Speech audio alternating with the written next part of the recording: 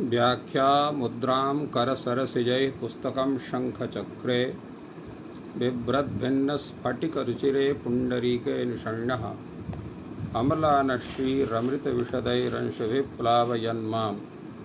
आविर्भूयादनघमहिमा मानसे वागधीशः। कृष्णाय वासुदेवाय हरये परमात्मने प्रणतक्लेशनाशाय गोविन्दाय नमो नमः। संस्कृतशौर्यम् इति आमुखपटले सम्बद्धः समेऽपि विद्वांसः समेऽपि जिज्ञासवः छात्राः सहृदयाः सज्जनाः एतस्य संस्कृतशौर्यम् इति आमुखपटलस्य संस्थापकः प्रबन्धकश्च डॉक्टर राजकुमारः। समेषां स्वागतं वर्तते एतस्मिन् महाभाष्य व्याख्याने। मान्याः, साम्प्रतं महाभाष्यस्य पंचमाध्यायस्य द्वितीयपादस्य व्याख्यानं चलति। पूर्वदिने तदस्मिन्नधिकमितदशान्ताड्डः इति सूत्रं यावत् व्याख्यानं जातमासीत्।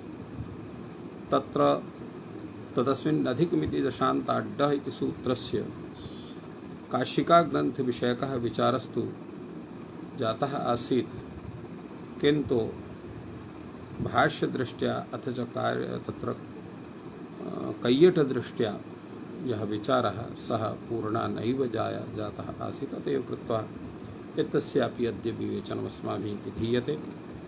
अनन्तरं षदन्तविंशतेश्च अथ च संख्याया गुणस्य निमाने मयट् इति सूत्रद्वयस्यापि व्याख्यानं भवति। अत्र यथा पूर्वदिने कथितम् आसीत् यत्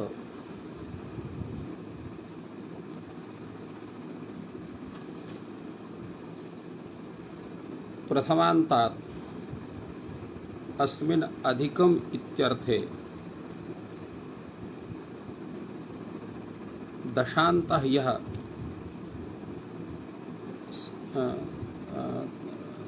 दान्तः शान्तः यः तत्र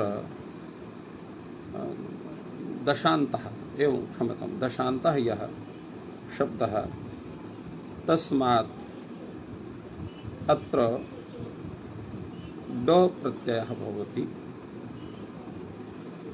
इति एतस्य अर्थः पूर्वदिने काशिकादृष्ट्या वीतः आसीत्। 11 अधिक अस्मिन् शते इति 11 शतम् इत्येवम् उदाहरणमपि तत्र निर्दिष्टम् आसीत्।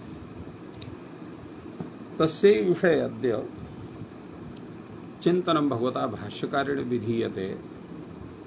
इह कस्मान्न भवति 11 मासाः अधिकाः यस्मिन्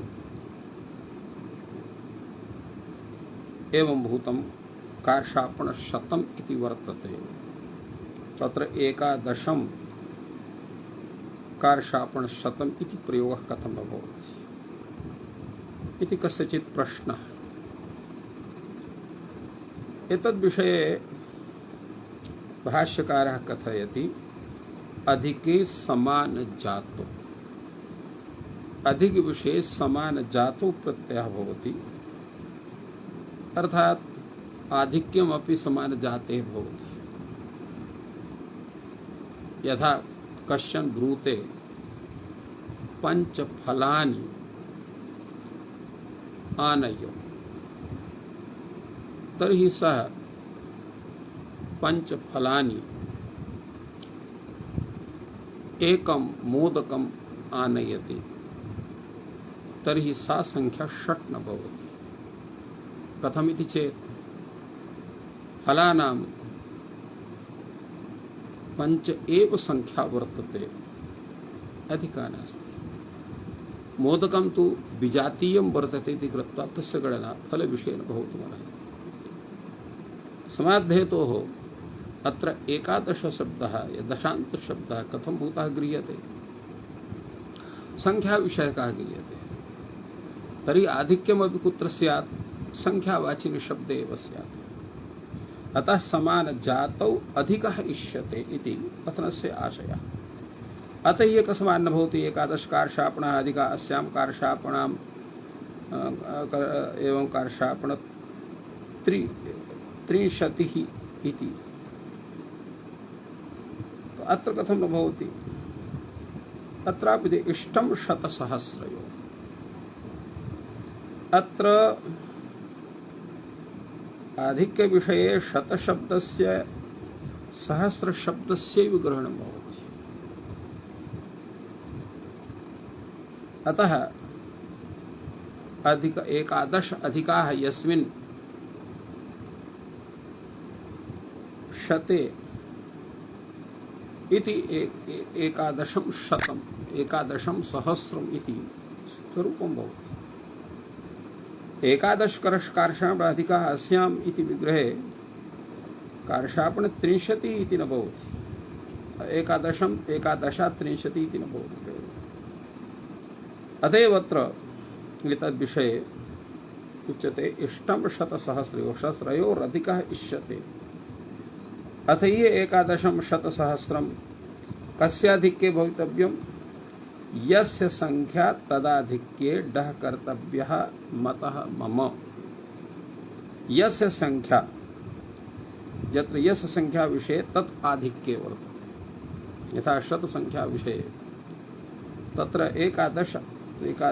एकादशः अधिकः भवति इति कृत्वा तदाधिक्ये अत्र डः प्रत्ययः एकादशं शतम् एकादशं सहस्रम् इति भवितुमर्हति।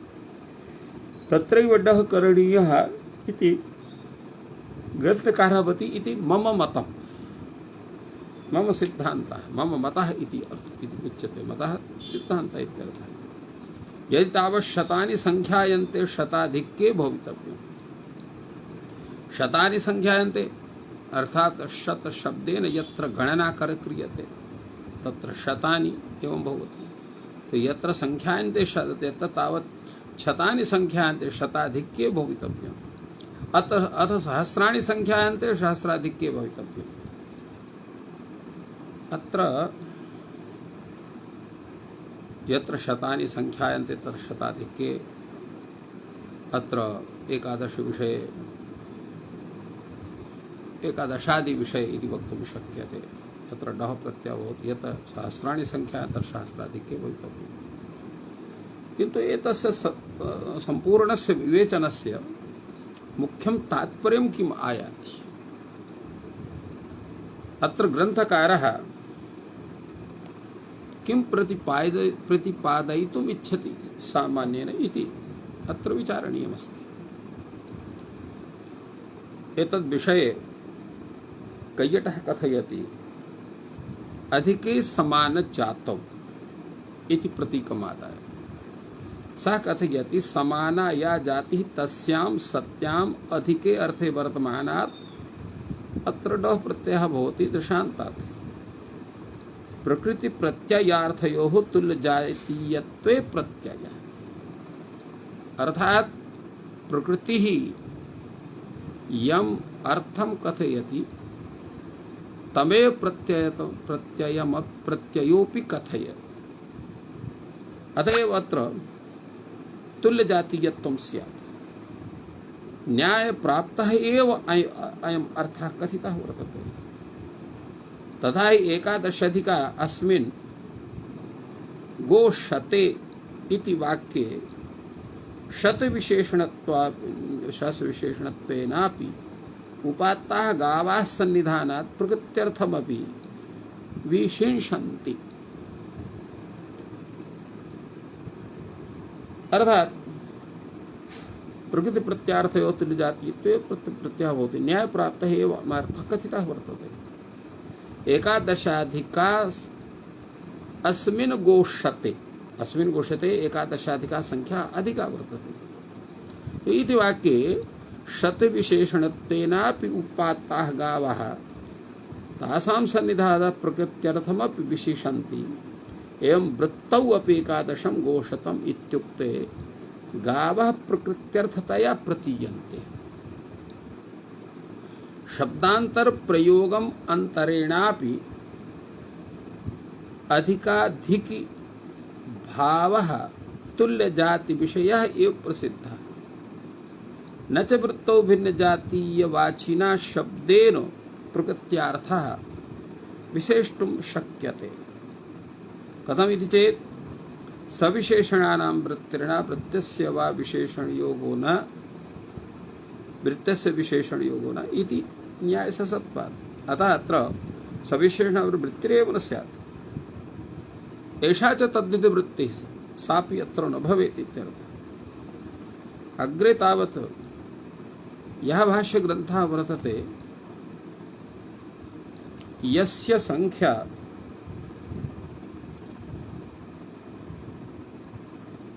अत्र यस्य संख्या तदाधिक्ये डः कर्तव्यः मतः मम एतस्य विषये कथयति।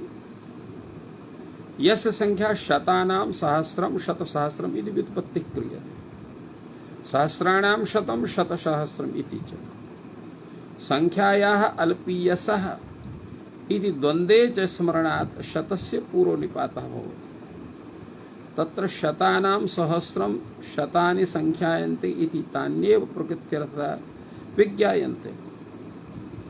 एकादश शतानि अधिकानि अस्मिन् शतसाहस्रे तत् एकादशं शतसहस्रम् इति प्रयोगः एवं रूपेण भवति। सहस्राणां शतं शतसहस्रम् इति यादृशः प्रयोगः तत्र तु सहस्राणां संख्येयत्वात् तेषामेव प्रकृत्यर्थत्वम्। एकादश सहस्राणि अधिकानि अस्मिन् एकादशम् इति प्रकरणादिवशात् शतानां सहस्राणां वा संख्येयत्व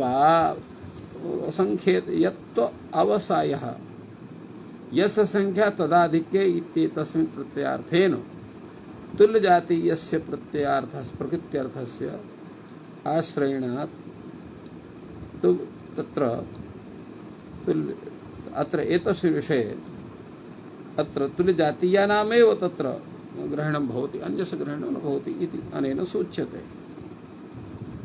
इत्थम् अत्र विषये कैयटेन प्रतिपादितम्। अत्र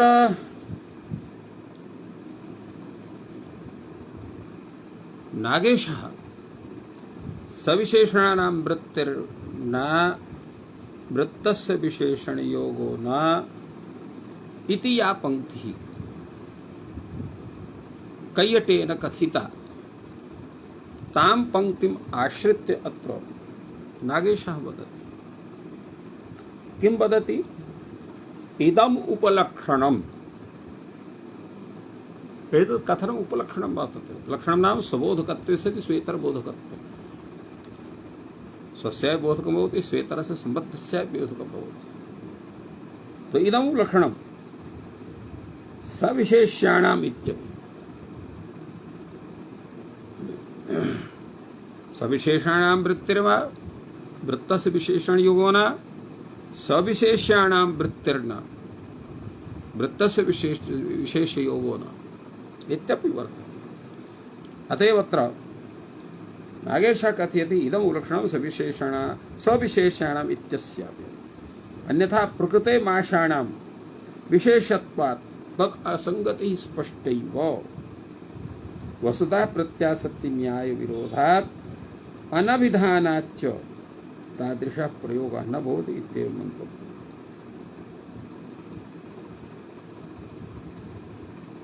तो इत्थम् एतद्विषये प्रतिपादनं वर्तते।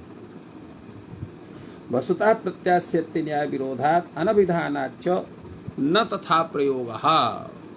अनभिधानात् प्रत्यासत्ति न्याय एतादृशः प्रयोगः न भवति इति नागेशः प्रतिपादयति। अग्रे तावत् वार्तिकं वर्तते ड विधाने परिमाण शब्दानाम् आधिक्यस्य अधिकरणाभावात् अनिर्देशः। ड प्रत्ययस्य यत्र विधानं वर्तते तत्र परिणाम शब्दानाम् आधिक्यस्य अधिकरणाभावात् तेषां निर्देशः नास्ति, अनिर्देशः इत्युच्यते। अत्र एतद् वार्तिकग्रन्थः ड विधाने परिमाण शब्दानाम् आधिक्यस्य अधिकरणाभावात् अनिर्देशः। अनिर्देशः अर्थात् अविद्यमान निर्देशः अनिर्देशः इति। डविधाने परिमाण शब्दानाम आधिक्ये अधिकरणाभावात् न अनिर्देशावत्।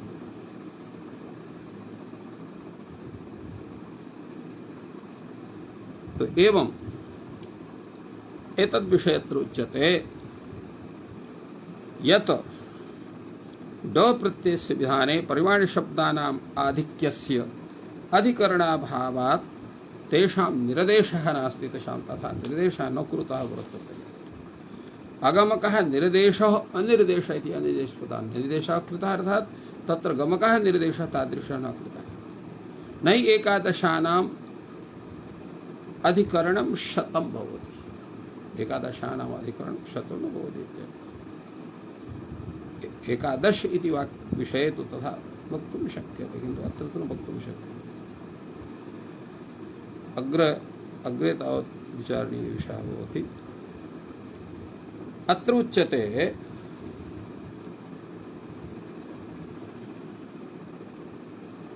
सिद्धं तु पंचमी निर्देशात्। अत्र भाष्यकार वार्तिककारः कथयति एतत् सिद्धं कथं पंचमी निर्देशात्। अत्र पंचमी निर्देशः करणीयः तस्मादधिक इति। तत्र सूत्रे तु तस्मात् इति वर्तते एव, न तत्र सप्तम्यन्तं पदं वर्तते। तो तस्मिन् अधिकमिति इत्यस्य स्थाने तस्मादधिकम् इति करणीयम्। पंचमी निर्देशः कर्तव्यः तस्मादधिकम् इति। यस्मादधिकम् इति निपातनात् बुद्धि कल्पिता पाया श्रैणादवा अत्र पंचमी। यतो हि बुद्धि परिकल्पितः अपि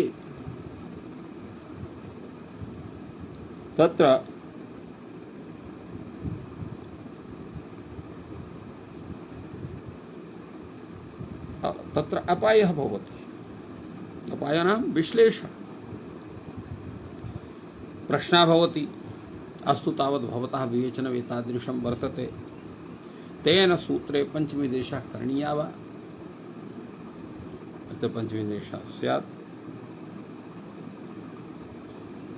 किन्तु एतद् विषये भाष्यकारः प्रतिपादयति यत् सः पंचमी निर्देशः न करणीयः। स तर्हि पंचमी निर्देशः कर्तव्यः न कर्तव्यः। यद्यपि तावद् वैषयिके व्यापके वा अधिकरणत्वे संभवः नास्ति। वैषयिकम् अधिकरणम् स्वीक्रियते, वैषयिकीं क्रियते। तो एवं अत्र भाष्यकारः कथयति पंचमी निर्देशः न करणीयः। यद्यपि तावद् वैषयिके व्यापके वा अधिकरणत्वे संभवः नास्ति, न तु वैषयिके न तु व्यापके, किन्तु औपश्लेषिकम् अधिकरणमत्र वक्तुं शक्यते। एकादशकार्षापणाः उपश्लिष्टाः।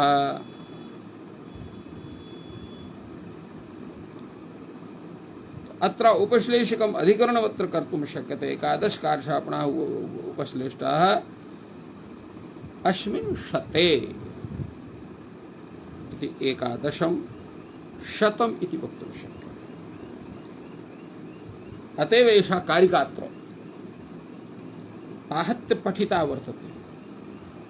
अधिके समानजातौ इष्टम् शतसहस्रयोः। समानजातौ शतसहस्रयोः अधिके इष्टम् एतत् प्रत्यय विधानम्।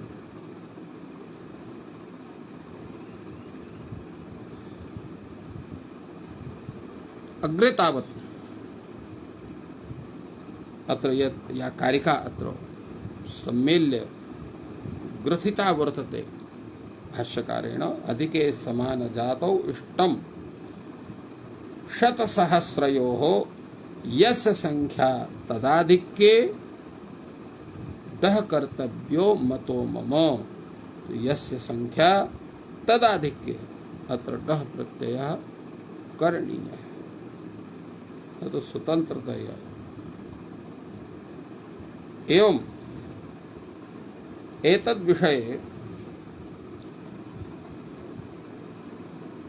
कैयटः प्रतिपादयति औपश्लेषिकम् इति प्रतीकमादाय। सः कथयति एवं च अधिक संबंधे पंचमी सप्तम्यौ भवतः अधिकाखारी द्रोणेन इति कर्तरि तृतीया अत्र वर्तते। कर्तरि तृतीया इति प्रतीकमादा यत्र नागेशः कथ्यते अधिक शब्दार्थान्तर्गताध्यारोहण क्रियायां च अन्वय इति भावः। एवं यत्र षष्ठी व्यावृत्ते कर्तृकर्मणो इति सूत्रे कृतग्रहणस्य आवश्यकत्वेन तत्सूत्रस्य भाष्यम् असंगतं स्यात्, तस्मात् उपश्लिष्टाः इति क्रियापेक्षम् अधिकरणत्वम् इति भाष्यस्य आशयः।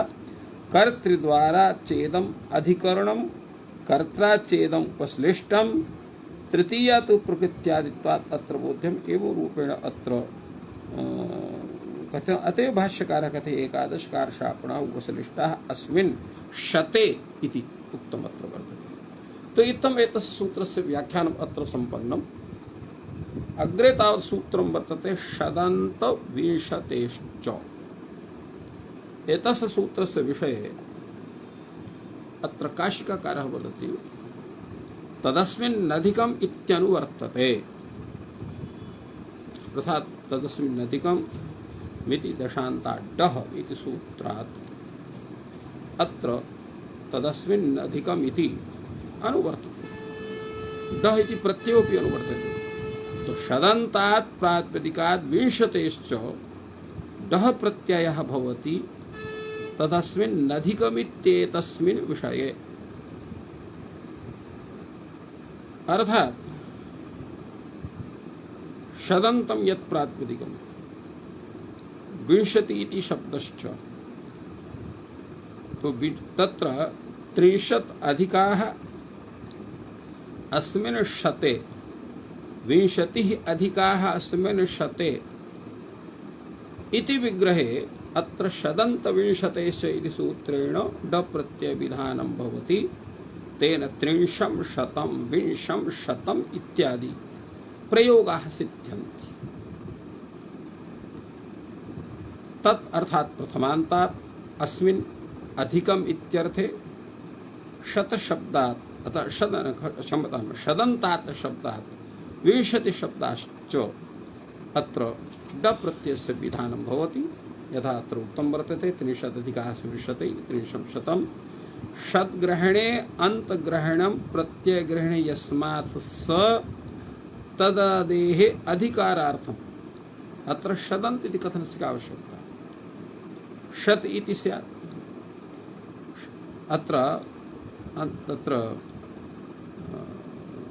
अत्र तदन्त विधि कृते सति षदन्त इति रूपस्य स्वरूपं स्यादेव। तो अत्र षदिति प्रत्ययः प्रत्ययग्रहणे अत्र अन्तग्रहणे ज्ञाप्यते। प्रत्ययग्रहणे यस्मात् सवितः तदादेः अधिकारार्थम् अत्र वर्तते। अर्थात् तदादि इत्यस्यापि प्रत्ययग्रहणे तदादेः तदन्तस्य ग्रहणम् इति तात्पर्यं परिज्ञानाय अत्र अन्तग्रहणं कृतं वर्तते। 31 शतम् 31 अधिकाः अस्मिन् शते इति 31 शतम् 140 अधिकाः यस्मिन् शते 140 शतम्। अत्र संख्याग्रहणं च कर्तव्यम्। इह मा भूत गो 30 अधिकाः अस्मिन् गोशते। तो अत्र न स्यात् इति कृत्वा अत्र संख्याग्रहणं करणीयम्। 20 शतं तदन्तादपि इति वक्तव्यम्। अर्थात् एकविंश शब्दापि भवति। संख्याग्रहणं च कर्तव्यम्। इह मा भूत गो 20 अधिकाः अस्मिन् गो शते। एवं रूपेण एतस्य व्याख्यानम् अत्र काशिकाकारेण विहितम्। अधुना भाष्य दृष्ट्या विचारः क्रियते। भाष्यकारः एतत् सूत्रविषये कथयति किमर्थं षद्ग्रहणे अन्तग्रहणम् इत्येव पूर्वं तत्र प्रश्नः भवति। केवलस्य शतः प्रातिपदिकस्य तत्र सम्भवत्वं तत्र स्थितिर्नास्ति। यतोहि षत् इति प्रत्ययः 30 शब्दात् षत् इति भवति। तो केवलस्य प्रत्ययस्य प्रयोगाभावात् यतो हि भाष्यकारः अन्यत्र उक्तवान् नापि केवला प्रकृतिः नापि केवलः प्रत्ययः। अतः केवलस्य शतः प्रातिपदिकस्य असंभवात् प्रत्ययग्रहण परिभाषया वा अत्र तदन्ते विधि भविष्यति। किमर्थम् अत्र अंतग्रहणम् इति प्रश्नः वर्तते। अंतग्रहणस्य प्रयोजनं वार्तिककारः स्पष्टयति। शतग्रहणे अंतग्रहणं प्रत्ययग्रहणे यस्मात् स तदादेः अधिकारार्थम्। अत्र सूत्रे अंतग्रहणम् एतदेव एतस्मादेव कारणात् विहितं यत् शतग्रहणे तत्र अंत प्रत्ययग्रहणे यस्मात् स तदादे तदन्तस्य ग्रहणम् इत्यस्य अधिकारार्थम्।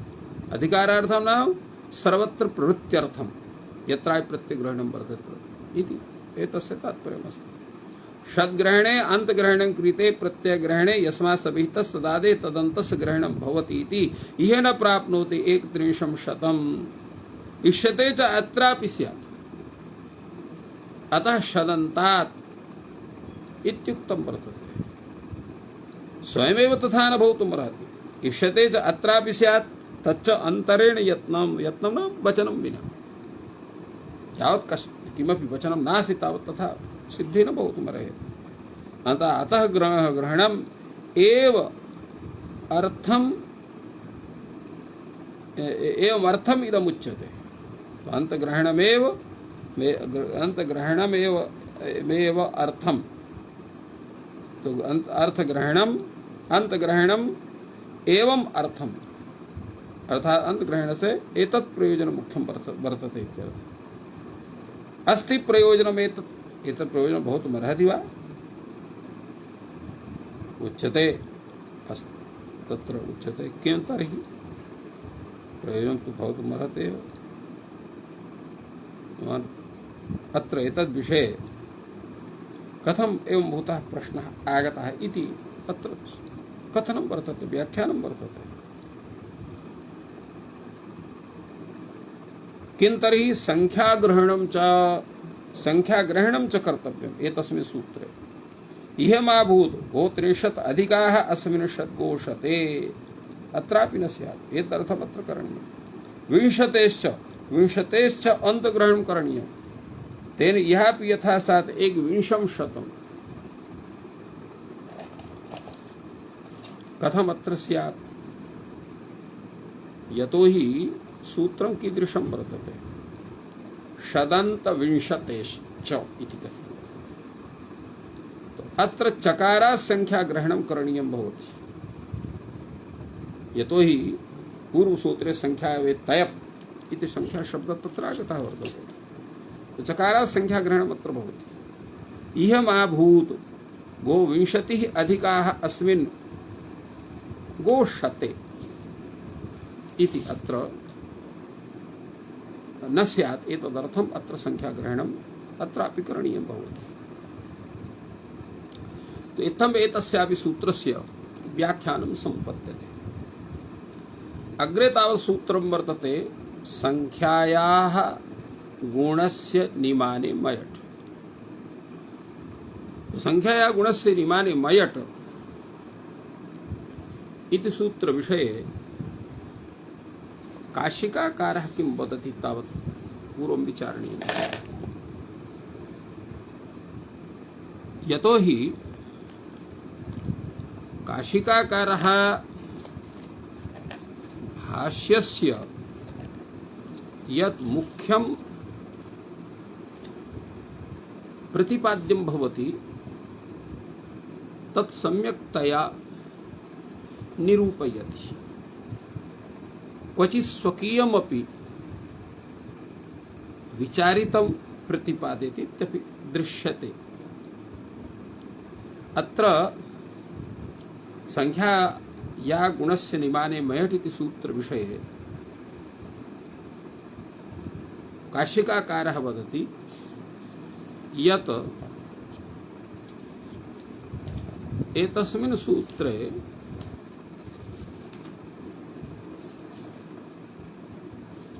तत्र तदस्य संजातम तारकादिभ्यः इतचि इत्यस्मात्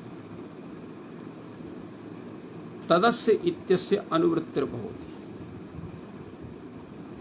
तो केवलम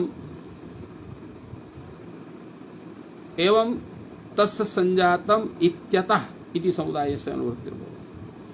तो तत् इति प्रथमान्तम अर्थात प्रथमान्तात् प्रातिपदिकात् ज्ञन्तात् आवन्तात् अस्य इति षष्ठ्यर्थे मयट प्रत्ययः भवति। यत्तत् प्रथमा समर्थम तत् गुणस्य निमाने चेत् वर्तते। अत्र गुण इत्यस्य किं तात्पर्यम्, निमान इत्यस्य किं तात्पर्यं वर्तते। यतो हि संख्यायाः गुणस्य निमाने मयट इति उक्तं वर्तते सूत्रे। तो संख्यायाः अत्र इति संख्यावाचकः यः शब्दः तस्य ग्रहणं भवत्येव। गुणस्य इत्यत्र गुणशब्दः भागवाचकः वर्तते। गुणः भागः इत्यर्थः। निमान इत्यत्र निमीयते निश्चीयते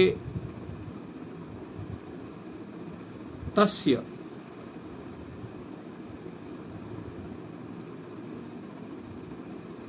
तत्र योग्यताम् अनेन तत् निमानम नाम मूल्यम। तो गुणो येन निमीयते मूल्यभूतेन सोपि सामर्थ्यात् भाग एव विज्ञायते।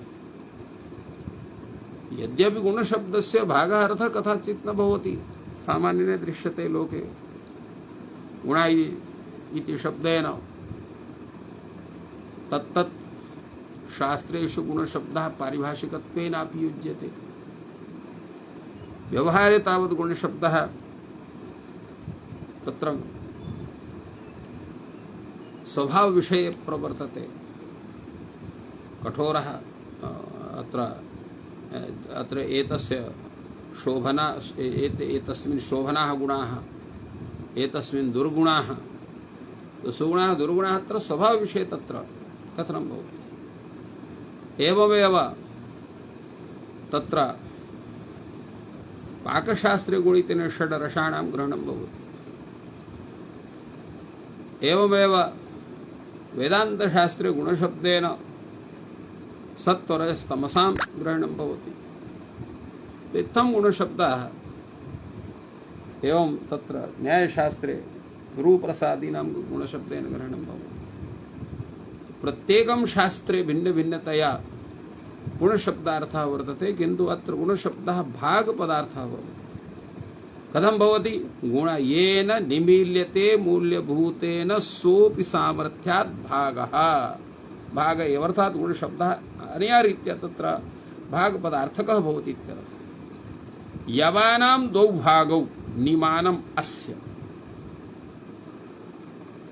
अश्विद् भागस्य इति द्विमयम् इति प्रयोगः भवति। द्वौ भागौ निमानम् अस्य उदश्विद् भागस्य इति विग्रहे अत्र द्विशब्दात् संख्यावाचकात् द्विशब्दात् तत्र मयट प्रत्ययः भवति। तर्हि द्विमयम् इति रूपं जायते। द्विमयम् उदश्वित् यवानाम्। एवं त्रयः भागाः निमानम् अस्य उदश्वित् भागस्य इति त्रिमयम्। चत्वारः भागाः निमानम् अस्य उदश्वित् भागस्य इति चतुर्मयम्। एवं रीत्या अत्र मयट प्रत्ययस्य विधानं भवति। भागे पितु विधीयमानः प्रत्ययः प्राधान्येन कं कथयति? भागवन्तम् आचष्टे। यस्य भागः वर्तते तं जनम् आचष्टे इत्यर्थः। तेन सामानाधिकरण्यं भवति। यथा द्विमयम् उदश्वित्, अत्र उदश्वितः कथनं वर्तते स्वाध्येतु अत्र द्विमयम् उदश्यति जायते। गुणस्य इति च एकत्वं विवक्षितं सर्वत्र।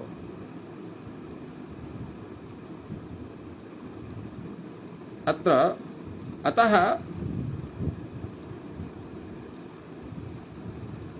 द्वौ भागौ यवानां त्रयः इति।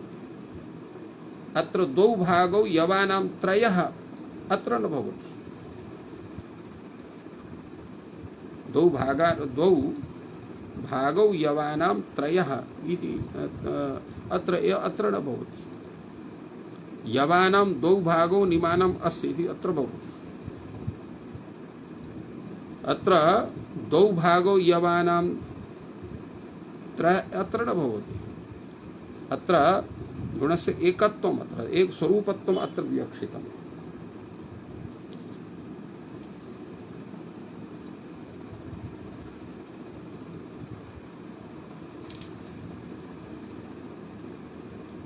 अग्रे तावत् काशिकाकारः वदति भूयसश्च वाचिकायां संख्यायाः प्रत्ययः इष्यते। क्षमतां भूयसश्च वाचिकायाः संख्यायाः प्रत्ययः इष्यते। या संख्या तत्र भूयसः वाचिका वर्तते तस्मात् प्रत्ययः इष्यते। यह न भवति एकः भागः निमानम् अस्य। भूयसः इति च प्रत्ययार्थता प्रकृत्यर्थस्य आधिक्यमात्रं विवक्षितम्।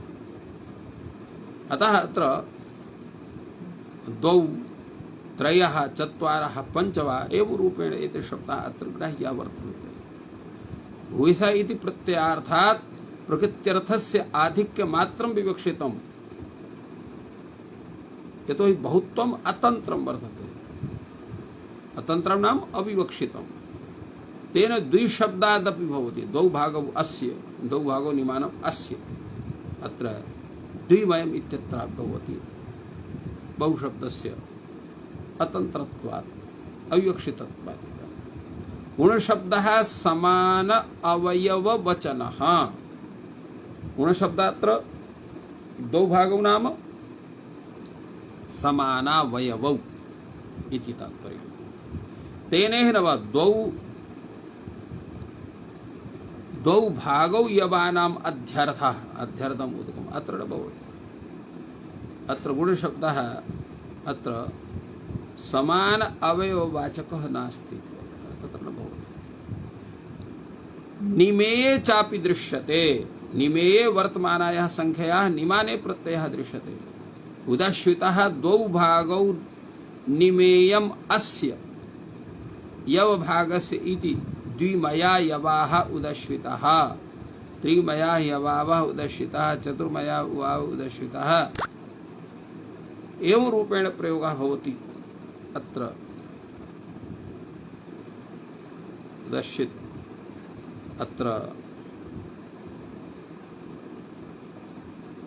एवं एतस्मिन् विषये उच्यते अग्रे तावत् निमेय वर्तमाना संख्या निमाने प्रत्ययः दृश्यते। उदश्रितो द्वौ भागौ निमेयम् अस्य यो भागस्य द्विमया यवा उदश्रितः, त्रिमया यवा दृश्यतः, चतुर्मया। अत्र प्रश्नः भवति गुणस्य इति कथनस्य का आवश्यकता वर्तते। तो द्वौ व्रीहि यवौ निमानम् अस्य उदश्रितः। अत्र समानभागत्वं नास्ति। अत्र व्रीहि यव इत्यनयोः ग्रहणं वर्तते। निमानम् इति किम्?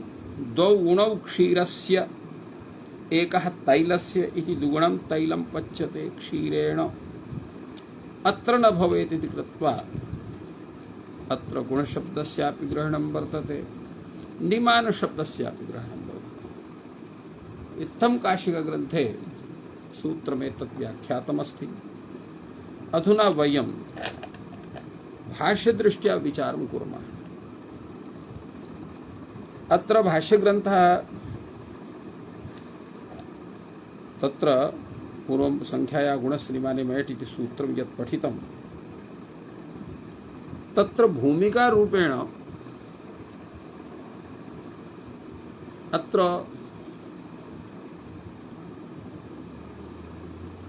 कैयटः किञ्चित् प्रतिपादयति पूर्वम्।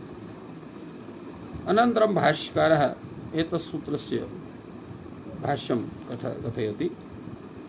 कैयटः कथयति तदस्य संजातम् इत्यतः तदस्य इत्यस्य अनुवृत्ति यत्र वर्तते मेङ् प्रणिदाने इत्यस्मात् धातोः करणे लुटि निमान शब्दः तत्र भवति। यथा पूर्वमस्माभिः उक्तम् आसीत् निमीयते, प्रणिदीयते, अस्मात् इति निमानम् इति करणे ल्युटि निमान शब्दः निष्पद्यते। स च मूल्यवाची भवति। प्रकृत्यर्थ विशेषणं च एतत् प्रकृत्यर्थ विशेषणं वर्तते, न तु प्रत्यय विशेषणं। निमाने वर्तमानात् संख्यावाचिनः प्रथमान्तात् प्रातिपदिकात् अस्य इति षष्ठ्यर्थे मयट प्रत्ययः भवति, गुणस्य चेत् निमानं भवति इति सूत्रार्थः कैयटेन अत्र विहितः। गुणशब्दः समान अवयव वचनः अर्थात् भागवाचकः वर्तते। निमानस्य निमेयापेक्षत्वात् निमेयं प्रत्ययार्थः सम्पद्यते। निमानस्य च गुणत्वम् अंतरेण निमेयस्य गुणत्वं न उपपद्यते इति सामर्थ्यात् निमानस्यापि गुणत्वं विज्ञायते। यवानां द्वौ भागौ निमानम् अस्यो द्विषत्तिभागस्य इति द्विमयम् उदश्वित्वान् इत्थम् अत्र विचारः कैयटेन विहितः वर्तते। भाग विशेष प्रत्यर्थम यवादेः प्रकृत्यर्थ विशेषणस्य उपादानं नित्य सापेक्षत्वाच्च वृत्तिर्भवति। अत्र संख्या एतस्य ग्रहणस्य का आवश्यकता वर्तते। संख्या इति किं? यवभागौ निमानम् अस्य उदश्वित भागस्य। अत्र यवभाग इति शब्दात् तत्र मयट् प्रत्ययः स्यात्। यतोहि अत्रापि भागकथनं वर्तते, निमानं वर्तते। अस्माद् हेतु अत्र संख्यायते, संख्यावाचकः शब्दः एव अत्र प्रकृतित्वेन गृहीतः स्यात्, अन्यः कश्चन न भवेत् इत्यर्थः। अत्र संख्या इत्यस्य ग्रहणं कृतं वर्तते। गुणस्य इति किं? द्वौ कार्षापणौ निमानम् अस्य व्रीहेः दु अत्र एवं रूपेण अत्रापि न भवति। तत्र द्विमयः व्रीहि कार्षापणे वा इति न भवेत् इति कृत्वा तादृशम् अत्र ग्रहणं कृतं वर्तते। निमान इति किं? यवानां द्वौ भागौ समीपे अस्य उदाश्यत् भागस्य इति अत्र न भवेत् इति कृत्वा अत्र निमानस्य ग्रहणम् अत्र भवति। अत्र भाष्यकारः कथयति निमाने गुणिनि, निमाने गुणिनि इति वक्तव्यम्। अत्र निमान शब्दः निमाने गुणि गुणि वाचकः भवति। किं प्रयोजनं? गुणेषु मा भूत्। द्विमयम् उदश्वित् इति गुणिनि निमेषे प्रत्ययः यथा स्यात् एव अर्थम्। गुणेषु मा भूत्, स्वार्थे मा भूत् इत्यर्थः। अथवा द्वौ यवानां गुणौ निमानम् अस्य उदश्वित भागस्य द्विमयौ यवानाम् उदश्वित इति स्वार्थे मयट प्रत्ययः प्रसज्येत। एतदर्थम् अत्र गुणिन् इत्युक्तं वर्तते। अग्रे वार्तिकं भवति अत्रैव भूयसः। भूयस इति च वक्तव्यं। किं प्रयोजनं? भूयसः वाचिकायाः संख्यायाः उत्पत्तिर्यथा स्यात्, अल्पीयसः वाचिकायाः संख्यायाः एवं अत्र सर्वे वर्तन्ते एतस्मिन् विषये। अतः अत्र किम् अधिकं विचारणीयमस्ति? उच्यते भूयसः इति च वक्तव्यम्। अत्र भूयसः इति कथनं करणीयं? कथं? भूयसः वाचिकायाः संख्या उत्पत्तिर्यथा स्यात्। भूयसः वाचिकायाः संख्या तस्य ग्रहणं यथा स्यात्। अल्पीयसः वाचिकायाः संख्यायाः उत्पत्तिर्मा भूत्, तस्य ग्रहणं न भवेत्। ते सर्वेपि तत्र एवम् अत्रोच्यते। अत्र कैयटः भूयसः इति कथनस्य तात्पर्यं वदति। निमेयभागसंख्यायाः निमानभागसंख्या या यदा अधिका भवति, निमेयभागसंख्यायाः निमानभागसंख्या यदा अधिका भवति तदा प्रत्ययः यथा स्यात्। यथा एकः यवभागः निमानम् अस्य उदश्वित भागस्य।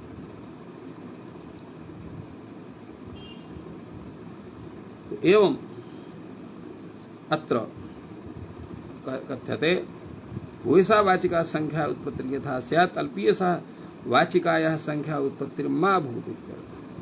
निमेष भाग संख्यायाः निमान भाग संख्या यदा अधिका भवति तदा प्रत्ययः यथा स्यात् एकः यव भागः निमानमस्य भागस्य अत्र न भवेत् इति कृत्वा इत्थम् उक्तं वर्तते। एकोन्यतरः इति अपरं वार्तिकम् अत्र कथितमस्ति। एकश्चेत् अन्यतरः भवति इति वक्तव्यम्। यह वा भूत द्वौ यवानां त्रयः उदश्यति इत्येव रूपेण अत्र न भवति। एकश्चेत् अन्यतरो भवति तत्र भवेत्।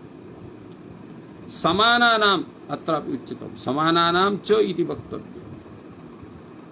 इह मा भूत एको यवानाम् अध्यर्थम् उदश्यति इति प्रयोगः। तो इत्थम् अत्र विचारः जायते। अग्रे तावत् तत्रैव प्रतिपादयति कैयटः भूयसः इत्येतन् अनपेक्ष इदम् उदाहरणं तदपेक्षायां तु द्वौ यवानाम् अध्यर्थम् उदश्यति इति उदाहर्यम्। अन्ये तु अध्यर्थ शब्दात् प्रत्यय निवृत्त्यर्थम् इदम् उदाहरणम् इत्याहुः। तत् अयुक्तम् अध्यर्थ शब्दस्य समास कनोरेव संख्या संज्ञात्वात् अन्यत्र संख्यात्वबोधनम्। एवं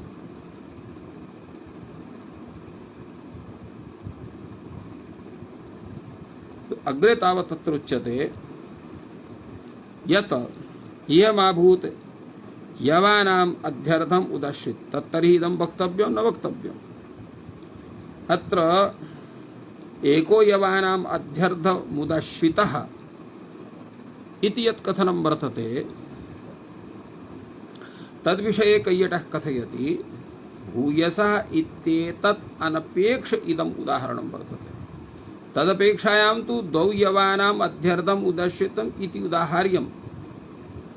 अन्ये तु अध्यर्थ शब्दात् प्रत्ययनिवृत्त्यर्थम् इदम् उदाहरणम् इत्याहुः। तत् अयुक्तम् अध्यर्थ शब्दस्य समास कनोरेव संख्या संज्ञात्वात् अन्यत्र संख्यात्वाभावात् प्रत्यया प्रसंगाच्च। तो अध्यर्थ पंचादयोपि समान कनो। तो एवं अग्रे उच्यते अत्र अध्यर्थ शब्दस्य संख्या समानयोः एव अत्र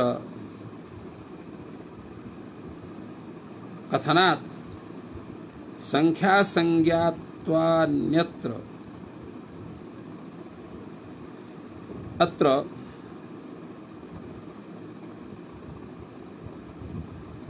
अध्यर्थ पंचमादयोपि समान कनोरेव संख्या संज्ञा नान्यत्र इति तेभ्यः प्रत्ययस्य अप्रसंगर्थात् तत्प्रत्ययः न भवति। यत्तावत् उच्यते गुणिनी इति वक्तव्यं गुणास्थाने गुणिनी इति कथनीयं तदा उच्यते न वक्तव्यम्। कथं गुणेषु कस्मान् न भवति अस्य इति वर्तते अतः गुणवाचकः शब्दात् न भवति। यदुक्तं भूयसः इति वक्तव्यं तस्य किं तात्पर्यं वर्तते वक्तव्यं वा न वा वक्तव्यम् उच्यते न वक्तव्यम्। अल्पीयसः याचिकायाः वाचिकायाः क्षम्यतां कस्मान् न अत्र कस्मान् न भवति अनभिधानात् न भवति। यदुक्तं कश्चेदन्यतरः भवति इति वक्तव्यम् इति न उच्यते न वक्तव्यम्।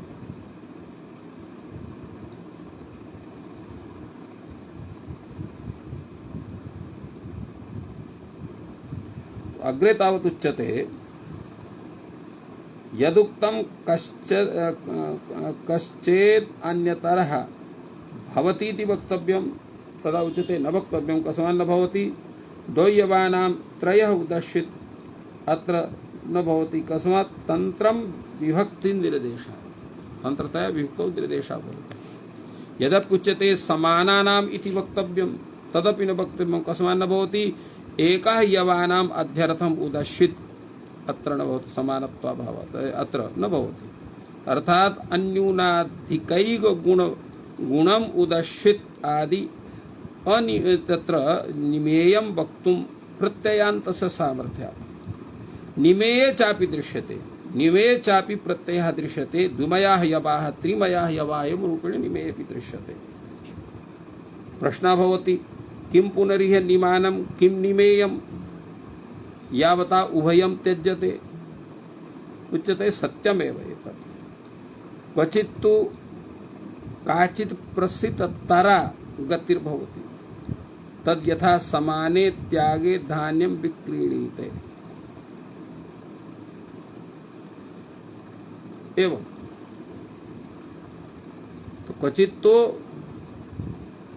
काचित् प्रसृततरा गति